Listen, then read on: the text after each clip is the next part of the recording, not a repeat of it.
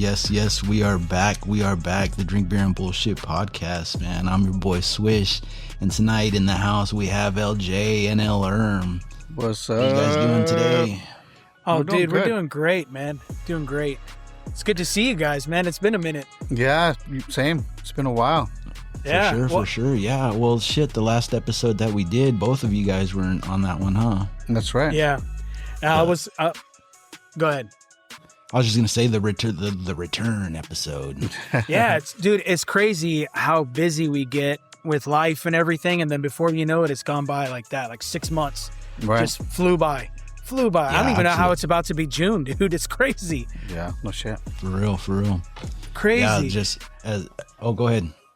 No. I was done. Go ahead. Oh, okay. I was just gonna say, yeah. Everybody gets busy. Just like tonight, Don Borracho was scheduled. Had plans to be here and join us. Jesus, see, I can't even fucking talk.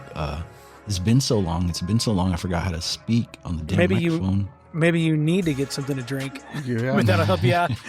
Loosen that tongue. Right? Yeah, right? I was about to say, loosen your lips a little bit. It's like words. I forgot words. But no, we all get busy. And he got caught up doing some other stuff. So very, very last minute, he said he wasn't going to be able to make it. Rubes couldn't make it. VZ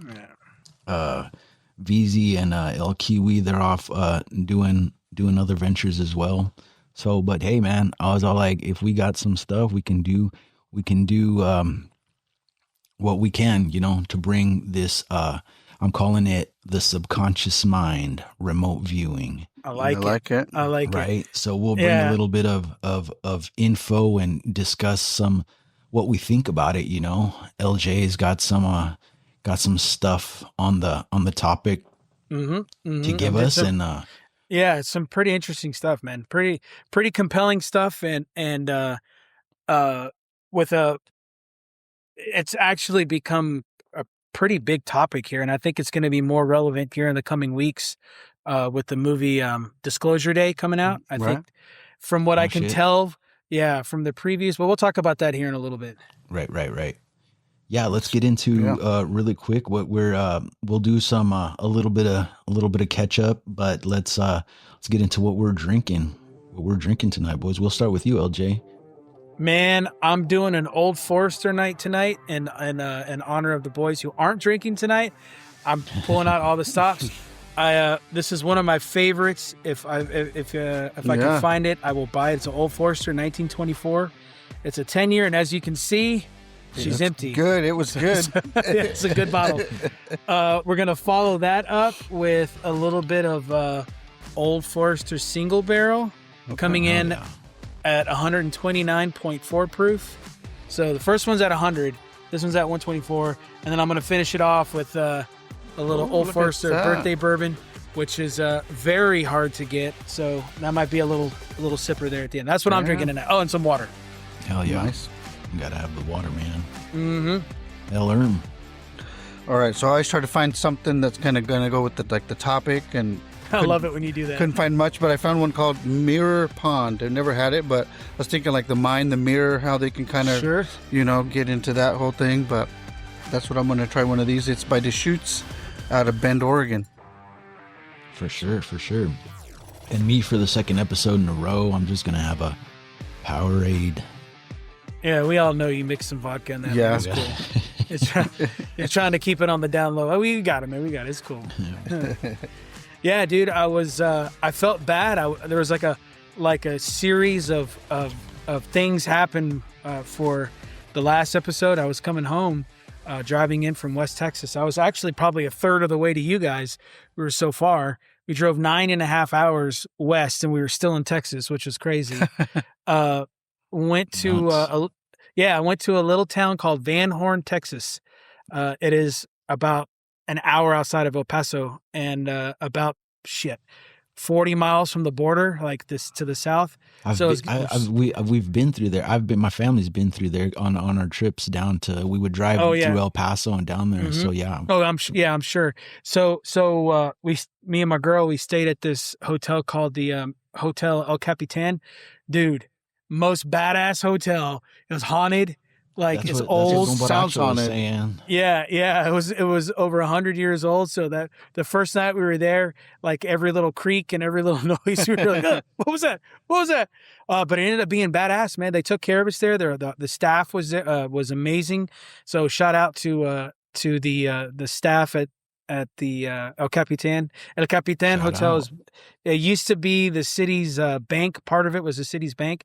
So they left the vault behind, and inside the vault is all their alcohol. So we got some pretty cool pictures. It was really cool. It's a really cool place.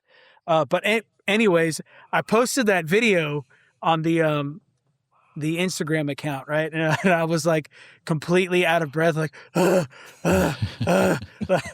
dude, that was, and I said, I think we're about halfway up. We weren't even close to halfway up. That was like 1/5 of the way up. And, what we ended up, what me and my girl ended up doing is we ended up hiking up to the top of Guadalupe Peak, which is the highest peak in Texas. You end up at like almost 8,600 feet in the air. And, Oh, wow. oh yeah, dude. And the minute you step off of the trailhead, it's uphill the entire way. Like the instant you step onto the trail, it steps up. So you're just the whole entire way. It's 4 miles straight up. And everyone that, all the research that I did said, oh, it's the first mile and a half. It's the first 2 miles. No, it is tough the entire time. My heart rate was like at 155 the entire time. Damn. The entire time, the whole way up and the whole way down. It took us 6.5 hours to go up and come down. Damn. With some parts, dude, oh my God. With some parts being so incredibly scary, I don't even know, because I hate heights. I'm deathly scared of heights. I don't know how I did this shit. I want to say it was my girl. She had me at gunpoint and was pushing me through. But there was some parts, dude, that like the trail was only a 2 yards wide and no railing, no nothing. It's just a sheer cliff face. And you look over and it's like 1,000 feet straight down, like straight the fuck down. And it was rough, man. It was rough. But we did it. We made it to the top. It was incredible. Yeah. It was worth it. The ride home, we ran out of water. So we had a badass bottle of bourbon we were going to take a sip from as a celebratory thing. And we ended up drinking most of that bottle on the way home. And I was like, I think we should stop drinking this shit. We're so dehydrated and tired. Right. Should probably stop and wait till we get to the hotel. So it was awesome, dude. So cool. That happened. Yeah. So the ride in took longer than we thought. And then her car died. As soon as we got here, dude, just one of those like divine intervention things. Her car battery died literally in front of my house. Oh, wow. And it wouldn't budge. Like it wouldn't move. It was just dead to the world. So it took some time to get that. So by the time I was done, you guys finished. You're like, you gotta stay here, baby. Sorry. yeah. Catch an Uber. I gotta go. The podcast is calling. I have responsibilities. I told her it's almost like the mob, man. Like when they call, I can't say no. I gotta go. Hey, well, cheers, guys. Salud. Cheers, brother. Missed you guys, man. Hell yeah. But I mean, like, it's still when we're gone, when whoever's gone, when we come back to the next episode, it's like a story to tell anyway. So it's still like, it's obviously your guys' life and experience and what you did badass, but you can come back and share it with us, and with the listeners and stuff. So it's still it's badass. We're not slacking, even though we're slacking, we're not slacking. Hey man, I was out there putting in the work for the podcast, man. Like I was wearing my Drink Beer and Bullshit podcast t-shirt and I had every intent on taking pictures and doing that shit when we got to the top. But there's so many people trying to get up to the top, and the last 20 or 30 yards was the absolute most terrifying part. Terrifying. You can see for hundreds of miles in every direction. Wow. And you're on this trail, like you're billy goating up the side of this fucking mountain. Oh my God, dude. It was crazy. It was crazy, but it was worth it. We did it. We're in the clouds and that was it. We came down. It took us 2 hours to get down. So it was badass. That's badass the worst time. When the rocks start sliding under your feet and shit when you're going dude, up. It was just like these switchbacks, but you're going up like a sheer rock face, and then there's nothing. You're 8,500 feet off the ground. You tumble off, you're gonna fucking Sonic the Hedgehog all the way there. It was pretty terrifying. It was pretty terrifying and pretty badass as well. So glad I did it. And then we take off to go try to catch the SpaceX flight. We drive 2.5 hours to get to South Padre Island. We get a good spot. We're all set up, and and it didn't go. And it launched yesterday or on Friday. God, I was pissed, dude. We were ready to go. Was and we it had weather? Great seats. What did they say? Why they? No. So what it was two things. One thing led to the next thing. So the first thing was if this is the rocket and this is the tower and it has those arms that connect to it, right? The arms break away when it takes off. Right. A pin wouldn't release from one of the arms and to allow it to fall away so it could take off. So I'm watching and they're trying to fix it. And the commentator kept saying, they got about 3 minutes where they can do this. If they can't do it, they have to cancel because all that rocket fuel sitting inside that rocket, baking in the sun, gets unstable and it could explode if it goes beyond the measured, whatever. So they had to cancel it. God, I was so pissed, dude. And then they launched it with no problems the next day. Next day it takes off, no problems. And dude, somebody made a meme of Mecha Godzilla standing next to the SpaceX rocket with a can of WD-40 like spraying it. Right. Where was that dude on fucking Thursday, man? Right. God. For one pin that didn't work. Yeah, dude. Yeah, that dude's awesome. fired. Yeah, no shit. Whoever that was, whatever nerd that was, it didn't grease that thing up. You think about it, it's crazy how much something so little like that can cause so much damage if it doesn't go as planned. Yeah. Oh, yeah. You can imagine how much money was spent on that, like loading and unloading the fuel and, all the things, all the people. And I mean, the parks over there, they made a killing. It's $12 a car to get in. And there was probably 10,000 people in that park. So they made a shit ton of money that weekend. So good for them. You don't get it back? You don't get it back? Hell no. Because it didn't launch? No, that's kind of fucked up. Get the fuck out. Get the fuck out. They were booting us out of the park once it didn't go. So yeah. And then they get all the attraction from when it actually launches. Yeah. And that happened to me the last time I went. So this is my second time trying to go. Last time it was last year. Charm. I know, right? I know. I burned off and I got down there, and as soon as I got on the island, they canceled it.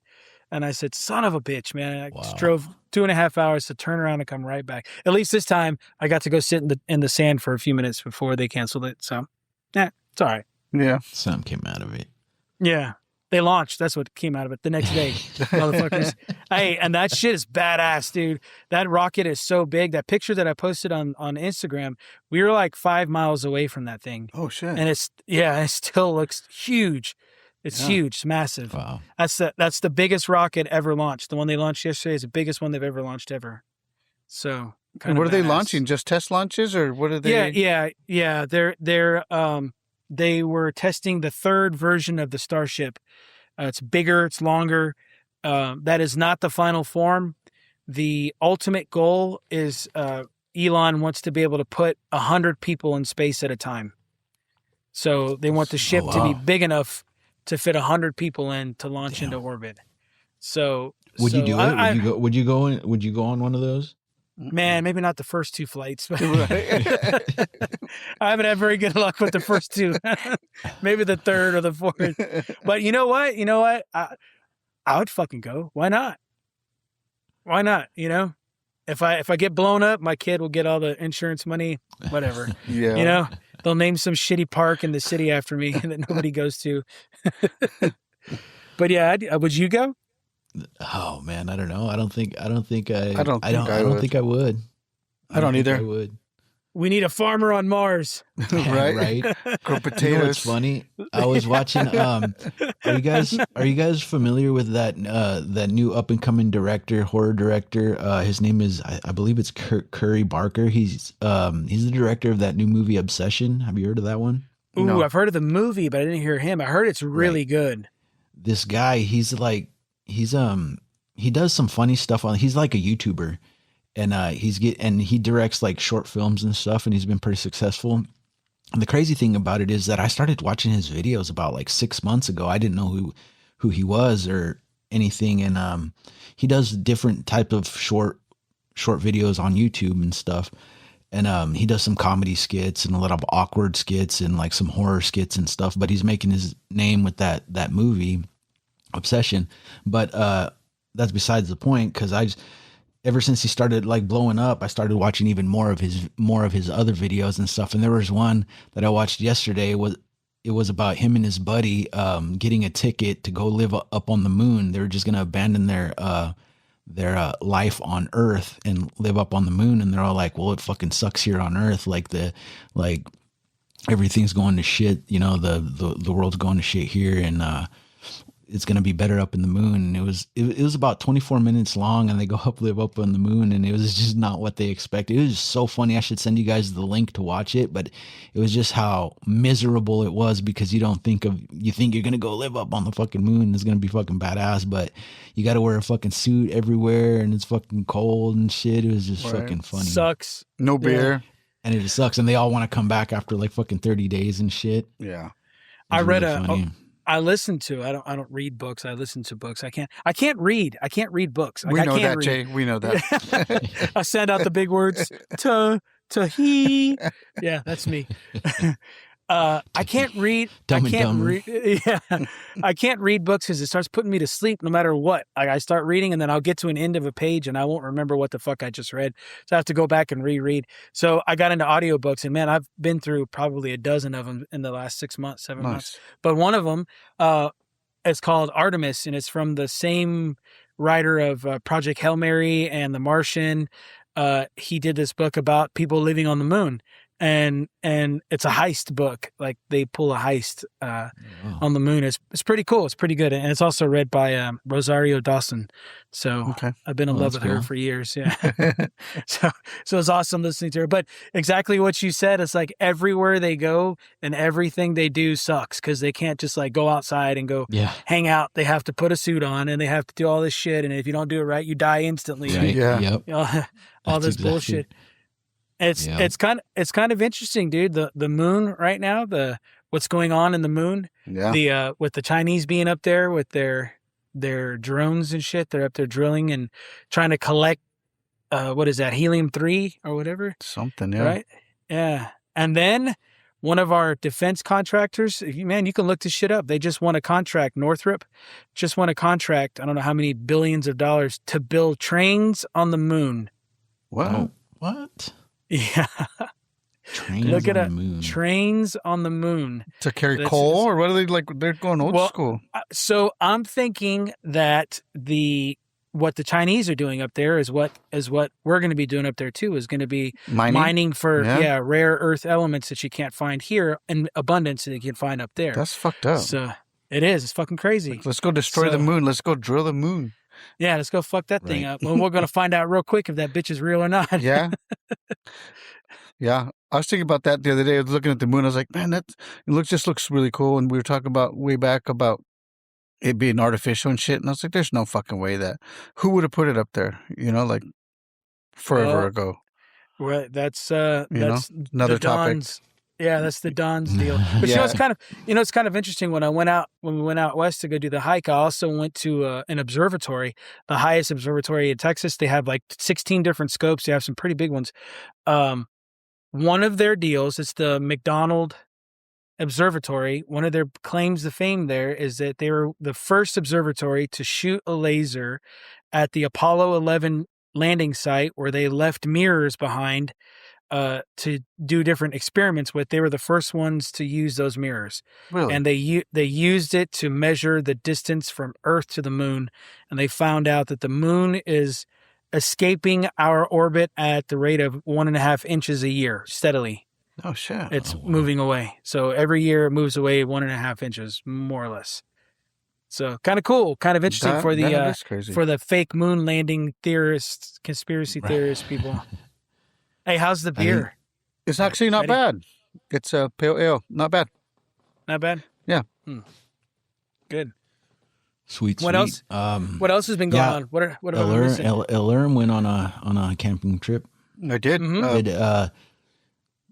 Yeah, was there? I remember one time you came back and you had some recordings of some sounds in the woods. Anything catch you guys' eye this time, No, not this or your time. ears? Your ears, I should say. Yeah, no, we didn't go up as high as we did that time.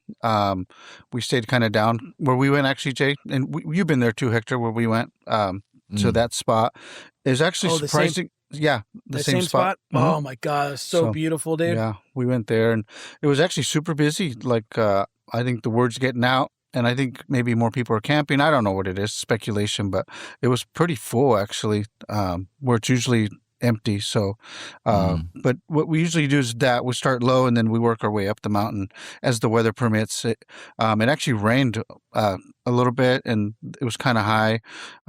We saw a crazy looking duck that we had never seen before. It's called a harlequin duck. Harlequin. Harlequin duck. They're black with like white stripes. I've never That's seen cool. one. It was pretty cool. Did I'll you send you shoot guys it? a picture. Yeah, I shot it and ate it. It was so majestic and beautiful. I Yeah. had to kill it and So eat he it. looks delicious. And it's I had endangered. Peking duck Like, oh, that night. shit. Yeah. That's awesome. But no, it was That's fun. funny. It was chill. No Cool, UFOs. man. No, didn't see nothing. That's crazy, dude. Hey, did y'all see that the government released another round of videos? Uh-uh. I heard Yeah. about that. I've been hearing people talk about. I haven't gotten into seeing any of them, but I've heard people discussing all these different videos. Yeah, so I've watched a couple of them, and dude, some of them are pretty like, what the fuck? And now the Coast Guard, there's a Coast Guard video where they're watching an orb go in and out of the water and like traveling at like crazy speeds. Another one that an F-16 shoots at and hits it. I think it goes down. I don't remember. But a whole bunch of compelling videos are coming out that have no explanation whatsoever. It's kind of interesting, kind of funny how the timing of this movie that's coming out here in a couple of months or a couple of weeks and all the shit that's going on with the government are kind of going hand in hand. I don't like coincidences, you know. Right. Right. To me, where there's smoke, there's fire. So Yeah, I think we all got to watch that movie and kind of report on it and take our take on it, you know. Yeah, it's Mhm. I'm from watching the trailers and stuff. I'm kind of getting the gist of what's going on with it, but we could talk about that in a minute whenever we get into the topic of the day. Perfect. Yes, sir. Yes, sir. Yeah, we're ready. We're ready to get into this this remote viewing, and I've done a little bit of looking into it. I'm not too well versed in like all the specifics of it, but I do have thoughts about it. But you know, if you got some information to let us know what it's all about. Yeah, absolutely. So when we first talked about this, like 2 years ago, Right. we've been trying to get this one out. Yeah. It was something that had caught my interest a long time ago when I was going to school. I had done a project on a paper on something called lucid dreaming, and it's almost the same thing as remote viewing, but it's kind of like a lower level of remote viewing, or maybe the two of them kind of go hand in hand. But the paper that I did was about a man who had the ability to control his dreams, and by that he could do anything. And it was basically having out of body experiences, and he would, while his body is sleeping, he would at first walk around his house. He would be able to walk through walls. He would be able to start uh, uh, reading books and stuff while his body rested. Wow. He started learning other languages. They did all kinds of stuff. And the other thing about him too is that he had claimed that he had been getting abducted by aliens since he was a kid. His entire life, they were kind of like, I guess, watching him, and they taught him how to do this thing, and it took him till he was an adult for him to fully grasp what it was that he was doing and how to do it at will. But then once he got it, he could go anywhere. He could do anything. He could put a book face down on a table and then go through the table and read it. He could go visit family in their dreams in other parts of the world. That's creepy. Yeah, super, super like intriguing, and it caught my attention. So they say that it's very, very easy to do it, that anybody can do lucid dreaming to a certain extent. But I tell you what, when I go to sleep, dude, I'm just out. Like, there's no way for me to like tell myself, oh yeah, I'm dreaming, and have a conversation with myself and start doing crazy shit. So I've had dreams and I know that I'm dreaming. Actually, it's kind of weird. So like, I know I'm in a dream and I can do, like, I'm aware that I'm dreaming somehow, but not like shit like that, like what he's doing. Just very, and it's at random. It's not like, okay, I'm going to do this thing. You know, like where you're like half asleep, half awake, and it's like that situation where like, fuck, I was having a dream and I go back to sleep and I'm doing the same dream again, or, you know, back into the same dream type of deal. Well, what's interesting is that what you just said, Mehdi, is like that you said you were half awake, half asleep. A lot of the research that I've done, because I've been looking a lot into like manifestation practices and stuff and things like that, and it all has to do with your mind and your subconscious mind and energy and stuff like that. And they say like the best time to do things like that, to manifest things into your life, is like when you're in this state of being almost asleep but still aware at the same time, and then think about things that you want or that you want to do, and somehow in that state of mind, it'll bring it to life. The more that you do it, the more that your mind deep down, your subconscious will see that that's reality, and you know, it'll come to fruition. Wow. So, and when I was doing my my little mini research on this topic, on remote viewing, they say that some of the people that practice this are in that state where they're almost asleep, but still aware of what they're doing. So they're like tapping into this thing in their mind and this energy, and like, it seems like it's all connected to like energy and everything that's happening to be able to do this. And like LJ was saying, they mentioned that anyone can do this, but to me, yeah, anyone can do this, but it's all like, you got to be really fucking dialed in to be able to accomplish shit like that. Yeah. Yeah. The big thing about it is that you have to be open to it, and you have to be willing to do it. And because it's scary, you know what I mean? Like, you see things, you experience things. Some people may do it and don't even realize they're doing it, and just write it off as night terrors or nightmares. You know what I mean? Crazy dreams. Deja vu. Like, I wonder if that's like, you know, that's all part of it. Deja vu feelings. That's all part of it. You brought up something, dude, that I hadn't thought about in a long time when you were talking about believing it with your mind. There's this awesome movie. It's from the early 80s called Somewhere in Time.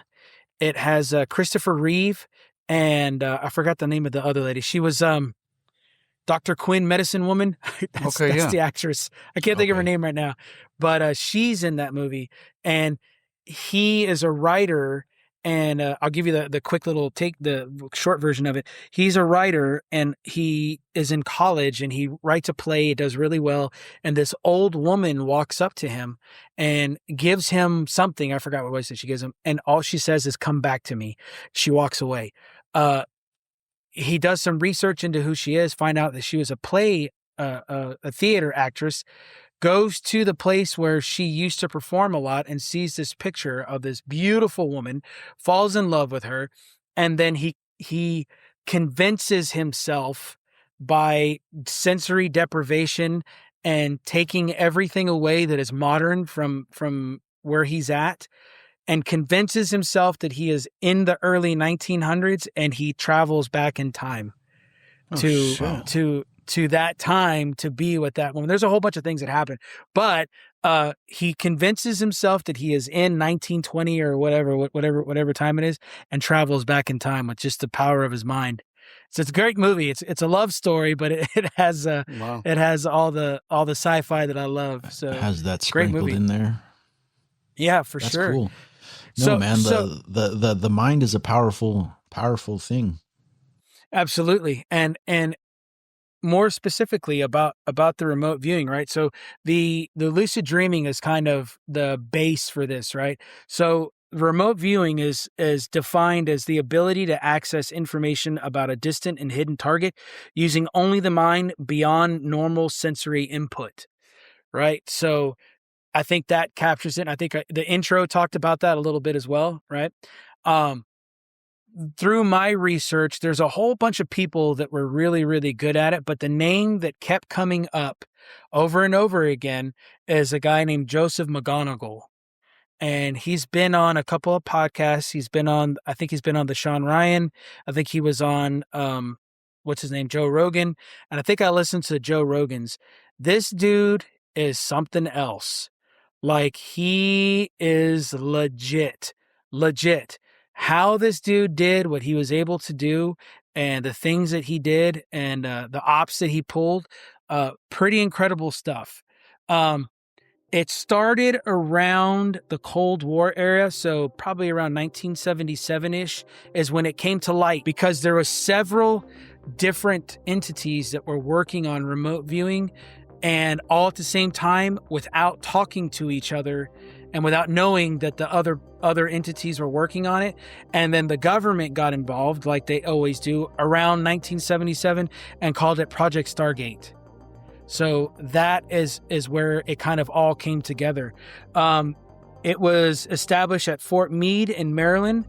The Defense Intelligence Agency and the Stanford Research Institution started looking into and investigating psychic phenomenon.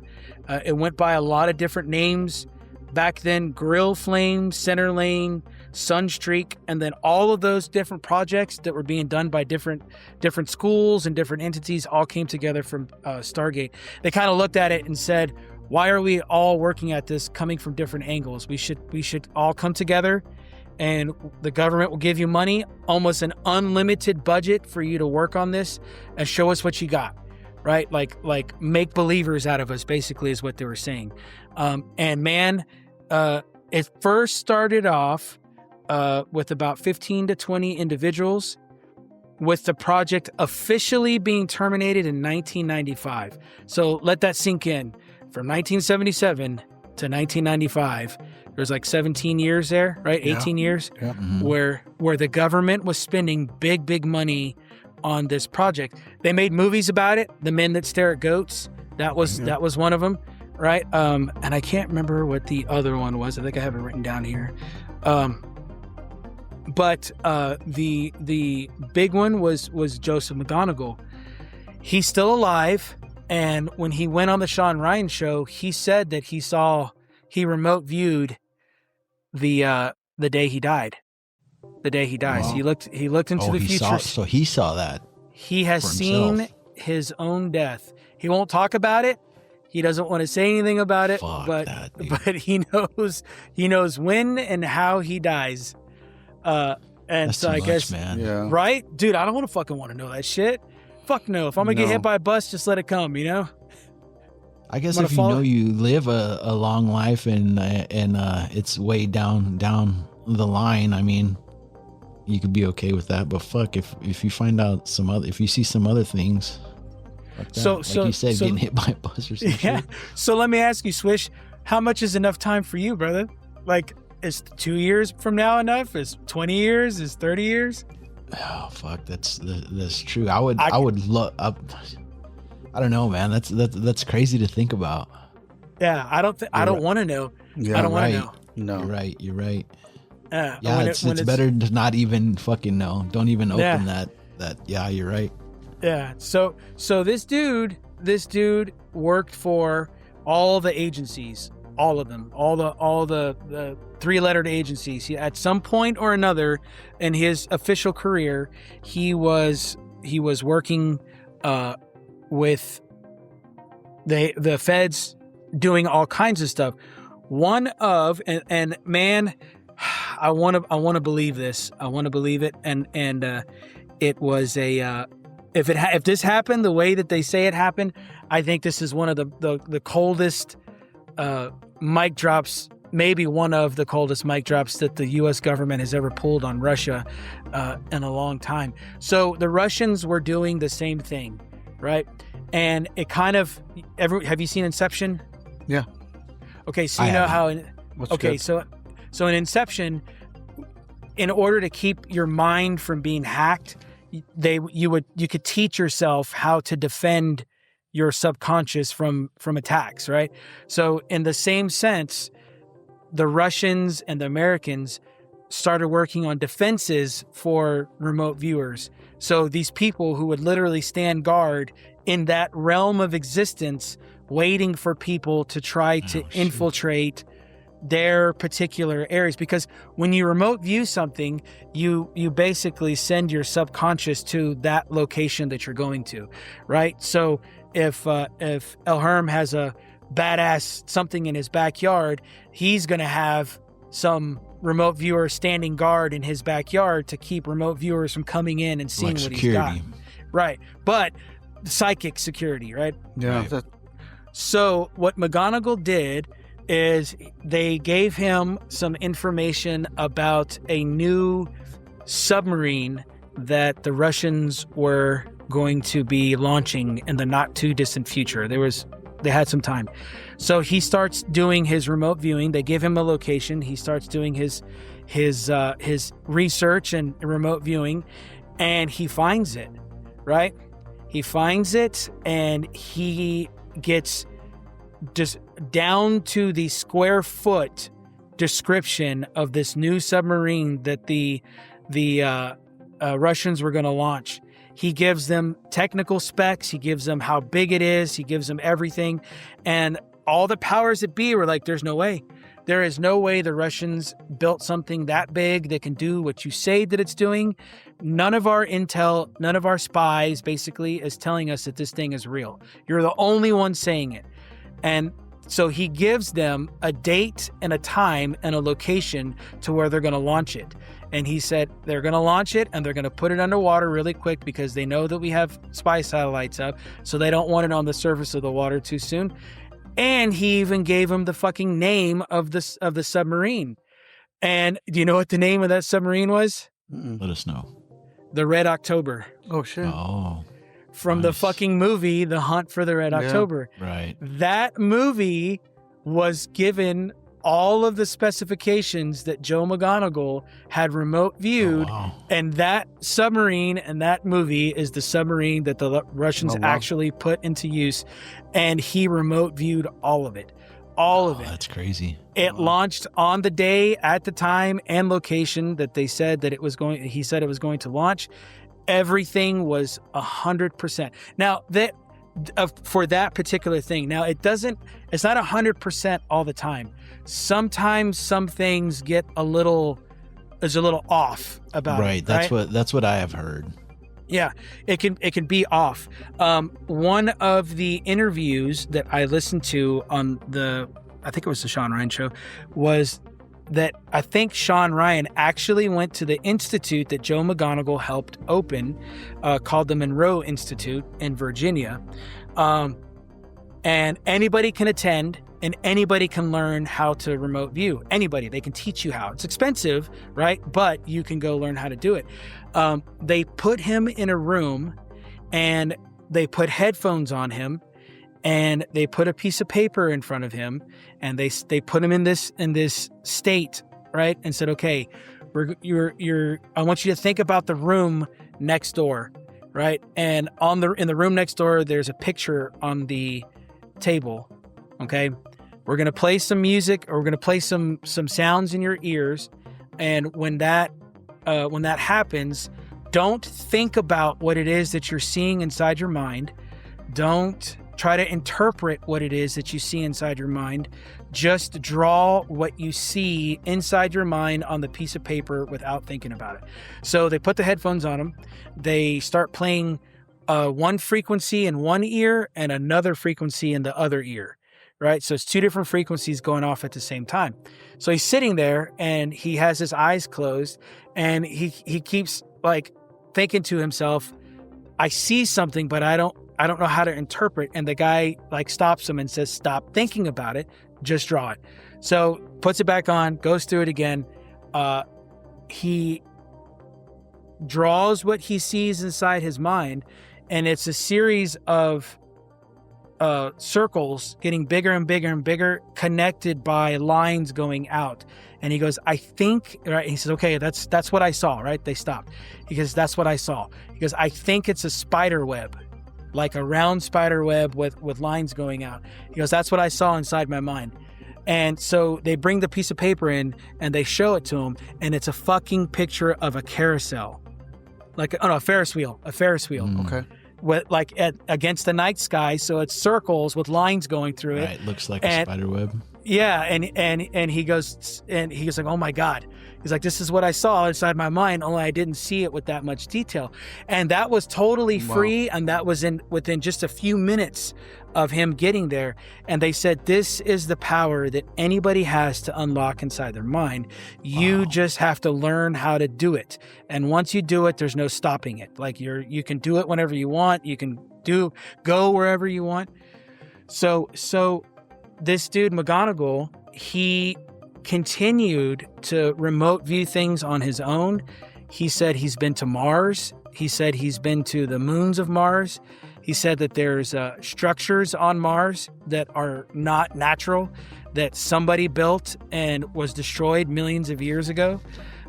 He said that there's structures on Phobos, the moon of Mars, that there's structures there. He said all it takes is somebody pointing a camera in the right direction at the right time, and you can see all these things, but they don't want you to see it because of the implications. So he had some other run-ins that were held up by civilian law enforcement. He helped with a missing child one time. He was somewhere. I don't know what he was doing. I don't remember what he was doing, but he got a phone call from a police officer that he worked with, and he said, "Hey, we're in a bind here. We're missing a kid in the Appalachians, and we've run cold. He's been missing now for several hours." He said, "Okay, give me a few minutes. I'll call you back." So he calls him back, and he says, "Okay, where you're standing right now," he's talking to the officer. He goes, "Go up that hill. Go up that hill, that steep hill. Go up that hill. There's a house at the top of that hill. There's a light on the porch. The little boy is sitting on a chair on the front porch." What? And the McGonagall said that the officers had just come back from a missing and exploited children conference or something, and that the people that were there told them when children get lost in places like the hills and the mountains and stuff, they won't go up hills. They'll just stay on roads and paths and stuff, right? Because they're too scared to go up hills. And he calls him back and he says, "Look, man, I don't think that that's right." And he goes, "I'm telling you, the kid is there. You haven't gone up there. I'm telling you, he's there." And he hangs up. And sure as shit, the officer goes, "All right," climbs up this steep hill. And sure as shit, there's a cabin, like a hunting cabin. Mm-hmm. And sure as shit, there's a small light on, and the little boy was there, sitting there waiting for him. And I looked that shit up, and the cops, the write-up on it in the newspaper was very nonchalant, like, "Oh, with the help of Joseph McGonagall, they found this kid." And remote viewers have been used for that kind of thing for a long, long time. They call them psychics. Someone's right? like psychic. Yeah, I was going to say, yeah. Yeah, they use psychics for this and they use psychics for that. And because there's no other way of quantifying and categorizing what these people can do. Because I'm sure there's psychic people, right? Like all of us have experienced some kind of psychic something at some time where you're like, you get a weird feeling. Yeah. I turned left instead of turning right. And if you would have turned right, you would have got into a car accident or something, you know? Yeah. But this dude has more of those stories than anybody else.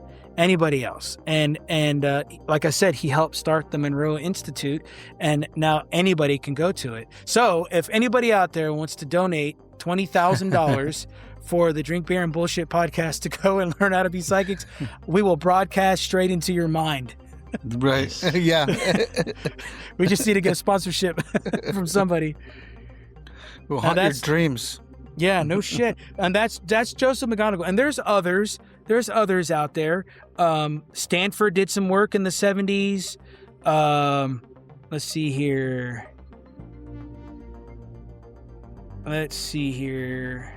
The Russians, they think that the Russians, I don't know if you guys remember back in the I think it was the 70s, there was a U-2 spy plane that was shot down, kind of like around the Cuban Missile Crisis thing when that was happening. The U-2 spy plane is not a fast plane. It's not like the SR-71 where it can go like 3 or 4 times the speed of sound. It's a very slow plane, but it can fly super, super high, like low Earth atmosphere, right? Almost nothing can touch it at that high, like no missiles, nothing like that. But they think that they found out that the Russians were involved in remote viewing around that same time, and somehow, some way, they found out a way to exploit the capabilities of the U-2 and shot one down all around the same time. So like all of a sudden they didn't have anything that could touch it, and then all of a sudden they did, like from one day to the next. Now, is that crazy and like out of the realm of technologically moving forward, or is it psychics? Remote viewers.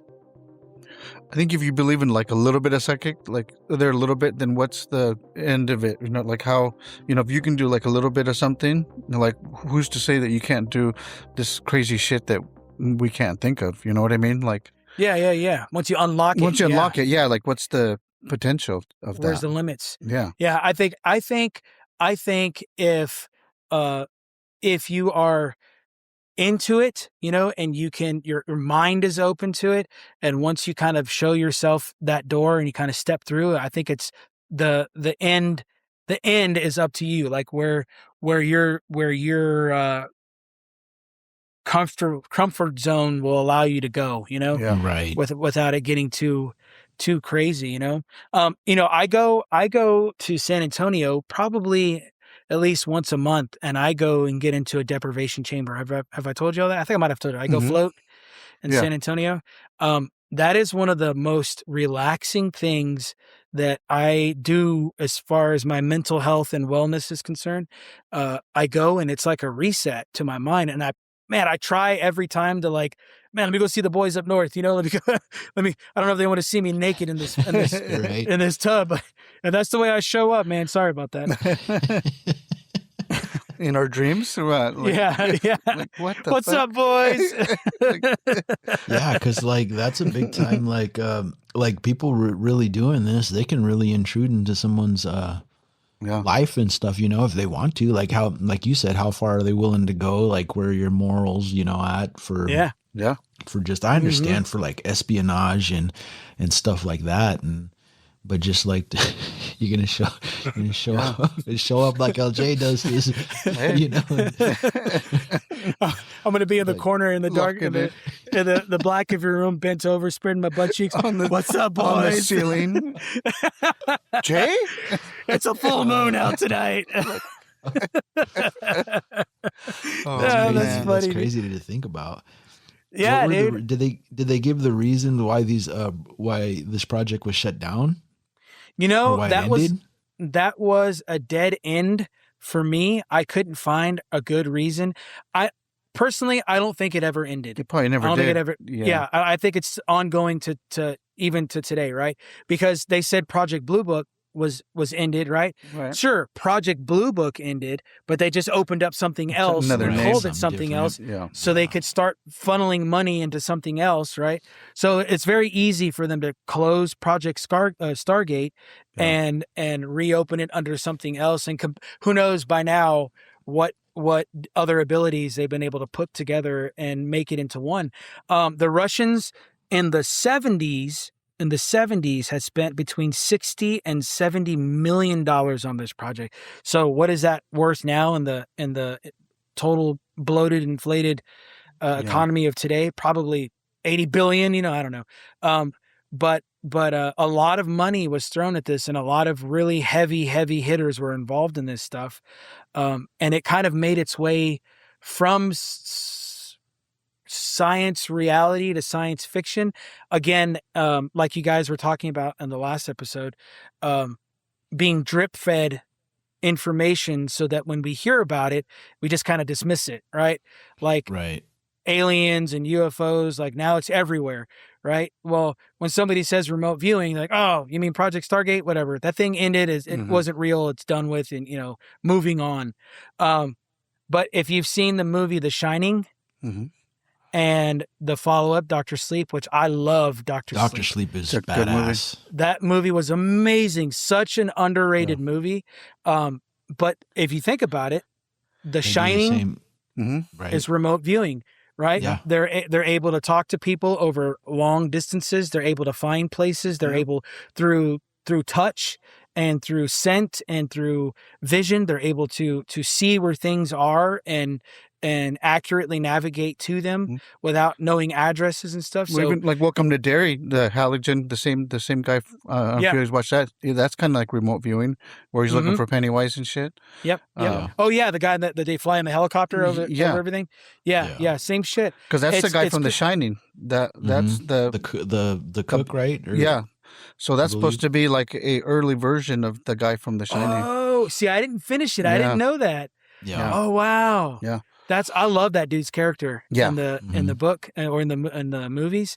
I thought it was awesome how in Dr. Sleep how he came back. Yeah. And told Danny, like, this is the last time you're going to see me.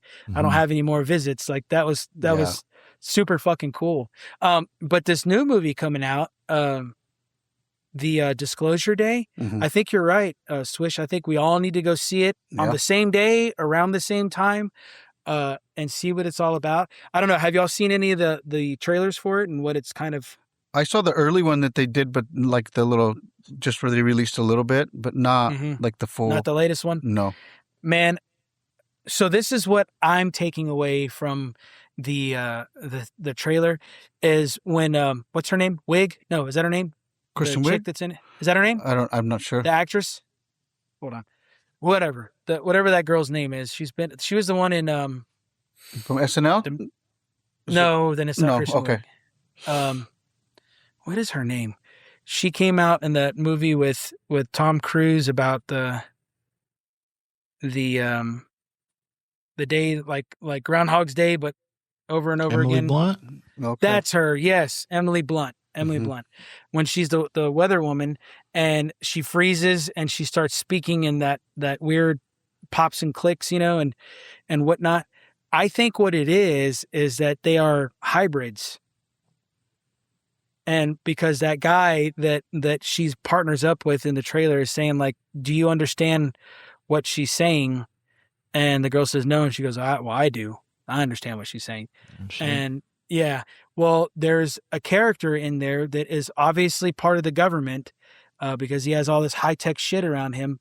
And he sits down in a chair, puts on some headphones, and his eyes roll back into the back of his head. And next thing you know, he's sitting in front of one of the characters at a table, and they show the room from her perspective, and he's not there. She's in an empty room. Yeah. But she sees him. So he's projecting himself into that space.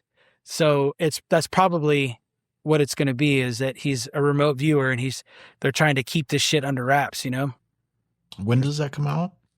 Like in a end couple of weeks June. or something. End of June. Yeah, we'll definitely have to all go check it out when it releases and have a episode talking about. Yeah, June 12th. Great episode. Yeah, June 12th. Oh, is it June 12th? Yeah. Oh man, it's like right around the corner. Yeah. Yeah, that's gonna be awesome, dude. I think this summer is gonna be great for movies. Yeah, I think it is. Oh, You got sure. a lot of really good ones coming out, and I think excited for He-Man. Fucking He-Man. Oh my god, dude! They're gonna ruin that for me. I used to love hope they He-Man. don't. I was like, they better not ruin it. I'm gonna watch it anyway. Yeah, I know. Me too. Fuck it. Why not?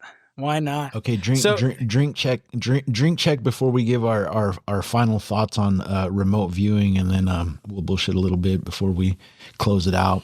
All right. I'm still on the beer. Powerade. I'm still on this one. Moving on to Old Forester Single Barrel. This is going to be a little bit of a gut check. That one's dark. It's a bit more more stout Or business. I don't know if I'm gonna get to the birthday bourbon on air. So might polish that one up. Hey, funny story. Where was I? Oh, I was working and I went to one of our local breweries in our downtown here, Lazy Beach. Shout out Lazy Beach. Shout out. And Shout out. I was talking to one of the founders, and her husband run this place, and we were talking. I don't know how it came up of where she's from. And I said, where are you from? And she goes, well, I'm from she probably never heard of it. I'm from a little town like up north. And I was like, really? Try me. And she goes, well, it's a little town called Lynn, Washington. I said, shut up. Shut up. And I was like, you know what? I'm going to say 2 words right now, and you're not going to believe it. And she's like, what? And I said, Combine Derby. And she goes, no. I said, yeah. I said, I've been to the Combine Derby. She's like, no fucking way. Like, nobody knows about that. I said, you're right. Nobody knows about it. We're going to keep it that way. But I tell you, I went to it and it was fucking awesome. That's awesome. Wow. Yeah. So she left there in 1995. But she was younger than you guys. Okay. So she left when she was like in the 6th or 7th grade. Wow. So, and I was like, there was something about a fire that burned down part of the town, and my buddy saved a statue or something. I don't know. It's all a local legend. She was like, that must have been after I left. Yeah. So small fucking world, dude. Small world. That's that I met this lady. That's crazy. Yeah. And she was from that area up there. So we need to do that again. That's coming up. No, that already passed. No, it's coming up. I think it's usually probably around the time the damn movie comes out. I think it's around the 14th, 15th, 16th, somewhere around there. Yeah. In the June, like the second weekend of June, I think. Mm-hmm. It's too late now, so we're going to have to plan for next year. Yeah. Yeah, we'll plan for the... And you motherfuckers need to get down here. We do. Yeah, we got to go over there next. We haven't been down there. Was it the last time we were down there together, Medi? For that concert, right. I think, correct? That was the last time. Yeah. All right. Well, y'all pick a time, and you don't have to find a place to stay. We got couches. We got fucking spare bedrooms. We'll make it work. You just have to get down here. So get the fuck down here. That sounds great. Sure. Yeah, absolutely. Good. We'll make a plan. Good. We'll find the best time to go down there. For sure, because I'm down. I'm ready for you. It's been too long. Yeah. Plus, it's our turn. Right. We've said this before, and I'll say it again. Do not come between now and October. You will fucking melt. Yeah, come after, either before May or after October, not in between. Because damn, dude, it gets so fucking hot. It's already getting stupid hot, which is kind of crazy.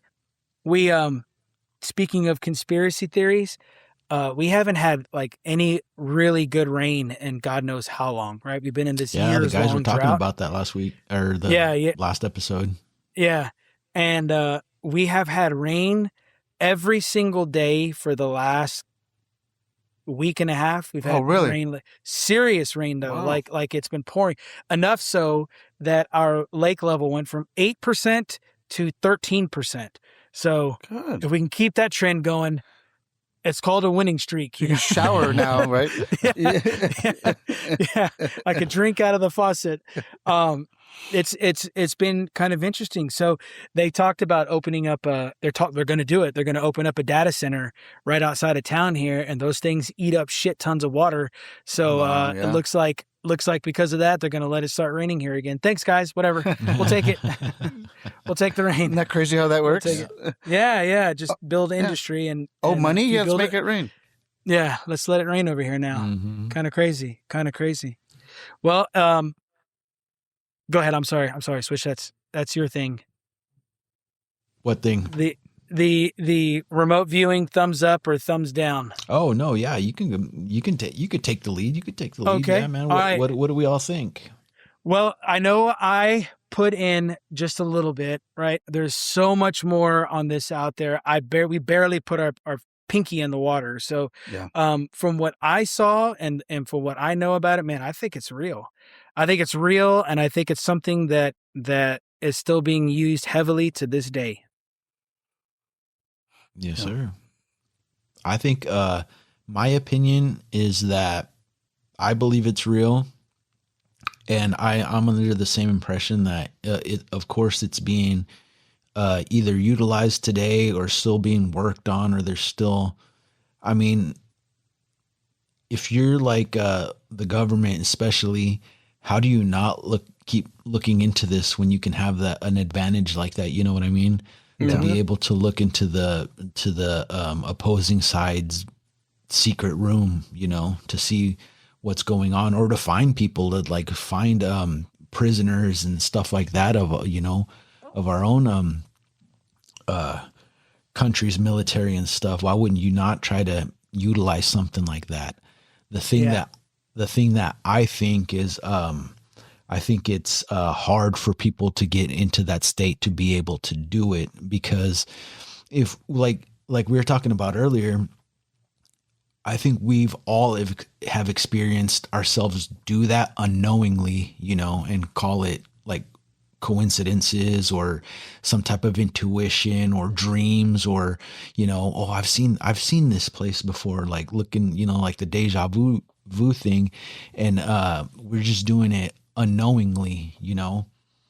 That's why I think it's very similar to, like, if you think about something so much, you think, and then one day you're just gonna start having dreams about it because your mind is in the back just doing that. And I think people that could practice that or tap into that can control it easier and a lot better than we do it unknowingly. So yeah, I believe that it's true. I don't, and I believe everybody could do it, but I don't think it's the fucking easiest thing for someone to do, because our minds are just so, I think you got to be really tuned in, and look at our minds as like doom scrolling through the fucking internet and shit like that. We're so distracted that it's hard to tap into that, area of your mind.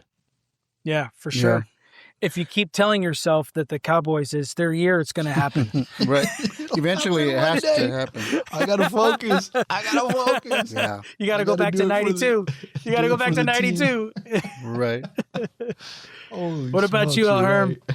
Right. I think it's real. I mean, it's kind of like the whole psychic thing. To me, it kind of falls in that same kind of umbrella of that. And I feel like if you believe in that, which I do, then who's to say remote viewing isn't a possibility? And it's kind of like what Swish was saying. Our minds are so strong, and if you train it, just like any muscle, right? You can train your muscles to do whatever.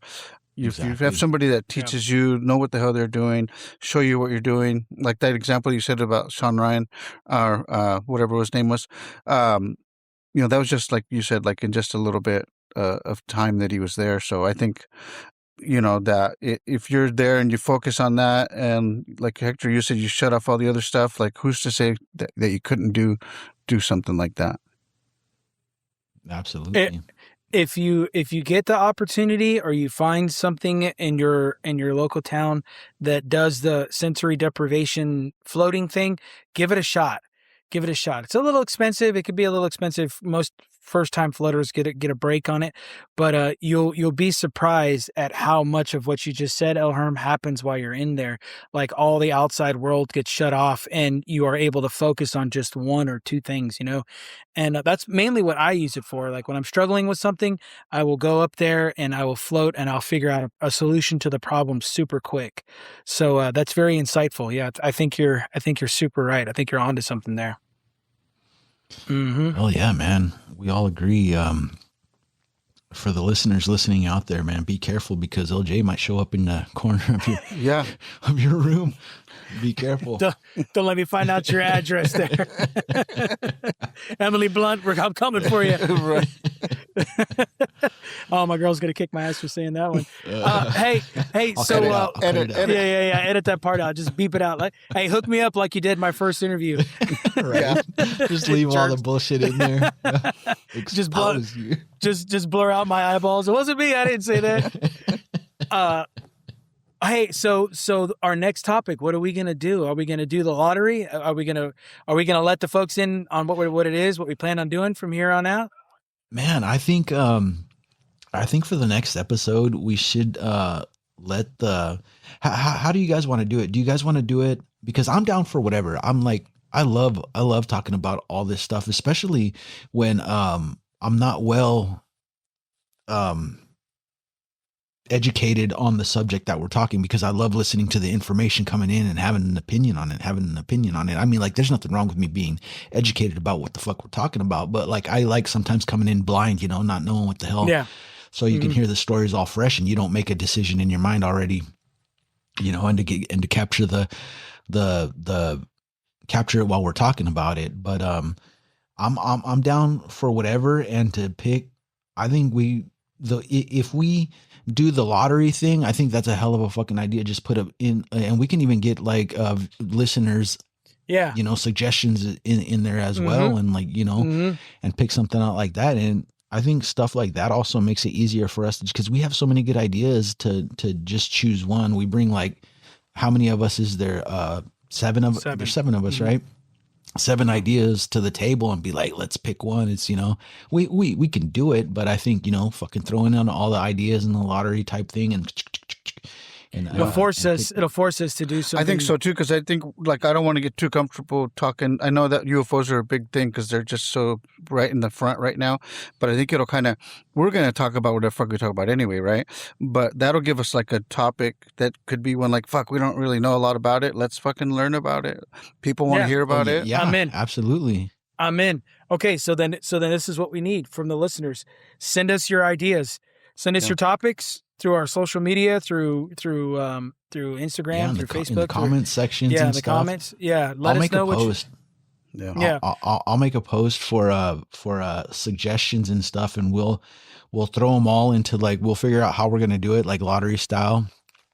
And hey, your suggestion might be in there, and fuck, whatever, we'll cover anything. I know Don Borracho was talking about, like, another episode of serial killers. Yeah, we definitely, of course, like we said, the UFO is the bread and butter, because this information is just coming out. But man, we can.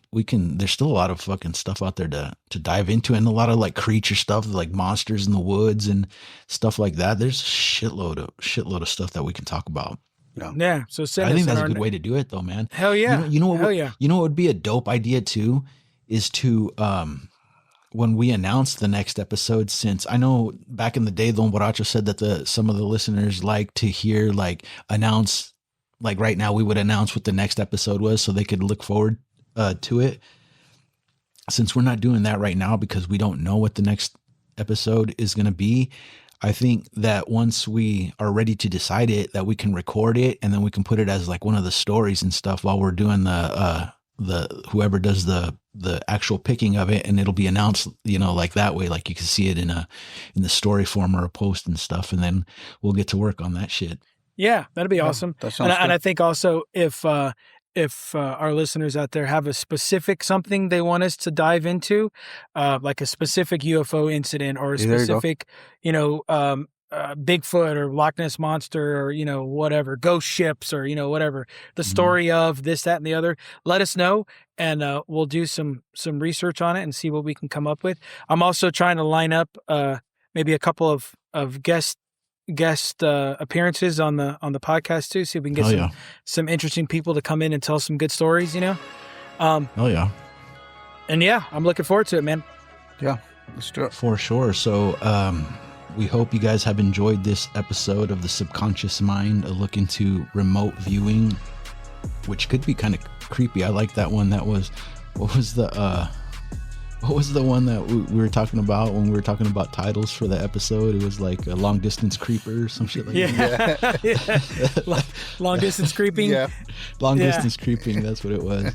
Yeah. I could see it as that too. Because LJ will show up in the dark corners of your room. And dark corners of your mind. You out, man, then it must be a comfortable motherfucker. Some toxic chick. Where were you on Saturday? I saw you. What? I saw you. I was in Texas, man. You guys are way up there. I don't know what you're talking about. No, man, but we hope that you guys have enjoyed this episode of remote viewing. Like LJ said, that this is just like a little tip of the iceberg. We can definitely later down the line, when the rest of the fellows are here, go a little deeper into some other stories and some other insights. But man, it was some great information, some cool stuff, some cool opinions. I mean, like, it's, when you think about it, it's something to think about. Shit. Yeah. So For it's been fun, man. Please follow us on our social medias. You can find us at the DBMBS podcasts. Everybody should know out there, but like one of the easiest ways is just go to www.drinkbeerandbullshitpodcast.com, and all our links are there to all our social medias, to all our streaming episodes. I'm gonna since we don't do the Channel 12 network anymore, I'm gonna start trying to work on building up our YouTube page to put these videos on there, so you can like watch them if that's something that you would enjoy doing. But we greatly appreciate everybody listening to us, and if you want to fast track an episode and be like, you're gonna talk about this, you can donate to El Erm's OnlyFans. That's right. And $20 right there, and your suggestion goes right to the top. Damn, of the I'm list, cheap. We'll knock that son of a I'm cheap. Yeah. $20. Well, okay, we'll put it. My bad, bro. We get more. You get more fast tracks. One I think, nipple. that One way. nipple. Yeah. I was gonna say you get to see his belly button for $20. Yeah, $20. No, but yeah, definitely we'll announce our. I think we'll announce our next episode that way. And until next time, man, hope everyone's doing well out there and stay safe. And we'll catch you guys on the next one. Later, everybody. Good night. This has been a Swish Made production.